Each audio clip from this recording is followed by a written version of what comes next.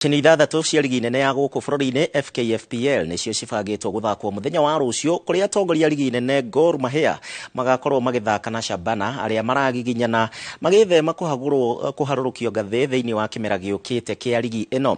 KCB nao magakorwo makiumagara gũthiĩ kũrĩa Mumias kĩharo-inĩ kĩa Mumias Stadium, na kũrĩa marĩ na gĩathĩ na Nzoia Sugar arĩa merekeire gũikio nja wa ligi ĩno kĩmera gĩũkĩte, kuona nĩo marĩ a mũthia na pointi 17 tu thutha wa ngucanio 28. KCB marĩ thutha wa Murang'a Sealed arĩa marĩ na pointi 10, marĩ namba 11 makĩiganania wũingĩ wa point.